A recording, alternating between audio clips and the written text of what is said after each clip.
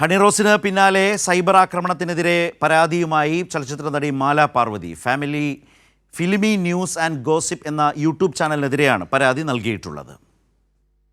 Filmi news and gossip എന്ന YouTube ചാനലിലെ വീഡിയോക്ക് താഴെ ഫേക്ക് അക്കൗണ്ടിൽ വന്ന കമന്റിനെതിരെയാണ് മാല പാർവതി തിരുവനന്തപുരം സിറ്റി പോലീസ് കമ്മീഷണർക്ക് പരാതി നൽകിയത്.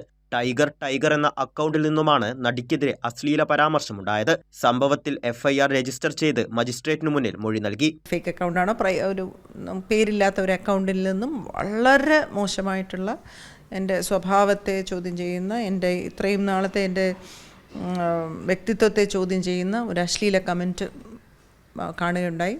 അതിന് ഞാൻ അപ്പം തന്നെ ഞാനത് കേസ് കൊടുക്കും, ഞാൻ എൻ്റെ അടിയിൽ കമൻറ്റ് ചെയ്യുകയും ചെയ്തു. അത് പ്രകാരം സൈബർ പോലീസ് സ്റ്റേഷനിൽ പരാതി കൊടുത്തു.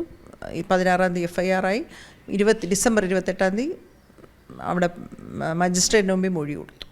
അക്കൗണ്ട് ആക്റ്റീവ് അല്ലാത്തതിനാൽ ഫേക്ക് അക്കൗണ്ടുമായി ബന്ധപ്പെട്ട് കൂടുതൽ വിവരങ്ങൾ പുറത്തുവിട്ടിട്ടില്ല. ഹണിറോസിനു പിന്നാലെയാണ് മാല പാർവതിയും സൈബർ ആക്രമണത്തിനെതിരെ രംഗത്ത് വരുന്നത്. കൈരളി ന്യൂസ്, കൊച്ചി.